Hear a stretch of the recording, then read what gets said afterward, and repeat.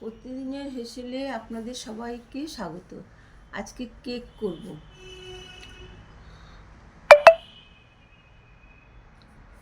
এই জন্য দুটো ডিম নেব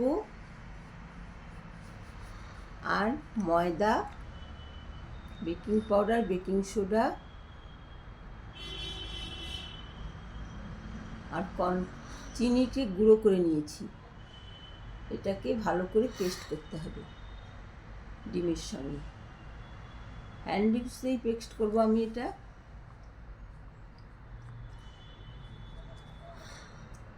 আর কাজু, কিশমিশ আর চেরি ফল এটা দেবো। এটাকে ভালো করে পেস্ট করতে হবে।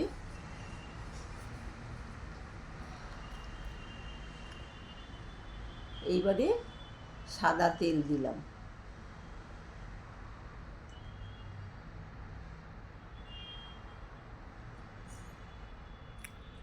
আর ময়দাটা ছাঁকনিতে ছেঁকে নিতে হবে। 1 কাপ মতো ময়দা দিয়েছি, এটা ছাঁকনিতে ছেঁকে নিতে হবে। কেকগুলো ময়দাটা ছেঁকে নিলে ময়দাটা ছাঁকনিতে ছেঁকে নিলে ভালো হয়।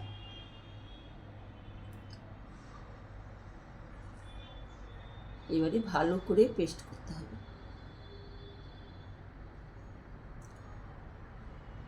যদি বাটারটা খুব ঘন হয়ে যায় তাহলে তখন এর সঙ্গে দুধ দিতে হবে। এবার এসেন্স ভ্যানিলা কেকের পরিমাণ বুঝে দিতে হবে আর দুধ দিতে হবে। যেহেতু এটা একটু বেশি ঘন হয়ে গেছে এই জন্য ঠিক পরিমাণ বুঝে দুধ দিতে হবে। ভালো করে এইভাবে এটাকে নাড়তে হবে হ্যান্ড মিক্সে।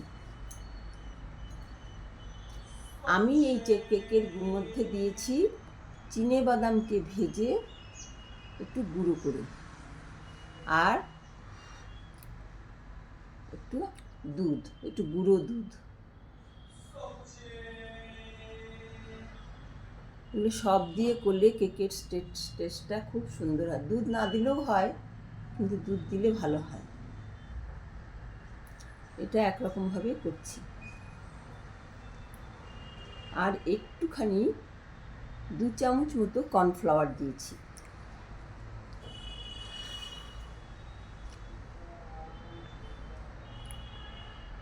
এইবারে ওই কাজু কিশমিশটাকে একটু গুঁড়ো দুধে গুলিয়ে নিয়েছি। আর কেকের টিনটা একটু গরম করে মাখন দিয়ে ঘুরিয়ে নিয়েছি। এবারে তার মধ্যে কাগজটা চেপে দিয়েছি, দিয়ে এইবারে কেকের ব্যাটারটা এই কেকের মধ্যে দিয়ে দিলাম। এদিকে আমি কড়াইতে নুন বসিয়ে দিয়েছি গরম করার জন্য, তাপ দিচ্ছি। এবারে এটা দিয়ে দিলাম, দিয়ে কেকের টিনটাকে একটু নাড়িয়ে দিতে হবে যেন কোনো বাতাস না থাকে, ভিতরে ফাঁকা না থাকে।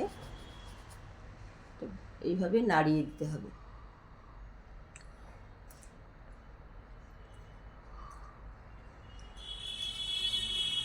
কাজু কিশমিশগুলো আমি দিয়ে দিয়েছি। এবারে ভালো করে এবারে ঢাকা দিতে হবে যেন কোনো বাতাস না বেরিয়ে যায়। এইভাবে কেকটাকে 40 মিনিট মতো করতে হবে। কিছুটা করার পরে আমি একটু নামিয়ে এইগুলো চেরি ফলগুলো দিয়েছি।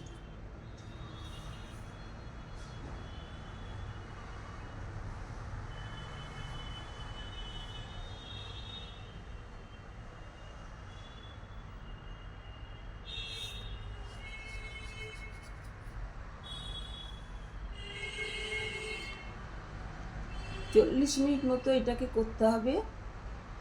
আগে ভালো করে তাপ দিয়ে কড়াইটাকে গরম করে নিতে হবে। জল দেওয়াও যায়, আমি জল দিইনি, লবণ দিয়েই আমি করি।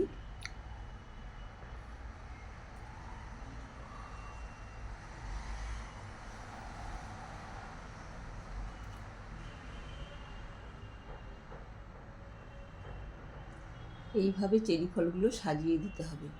কেকটা কিছুটা হওয়ার পরে এটা নামিয়ে করতে হবে।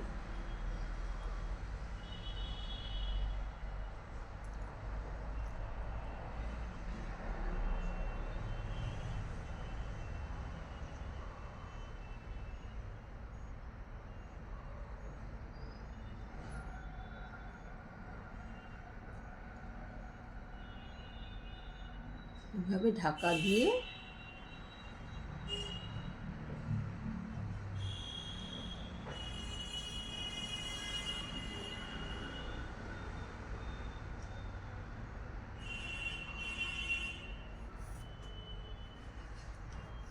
এইবারে কেকটাকে ঠান্ডা হয়ে গেছে, নামিয়ে নিলাম। আর ঢাকা দিয়ে রাখলে এরকম কালারটা হয়, এইভাবে হওয়ার পরে সুন্দর হয়েছে।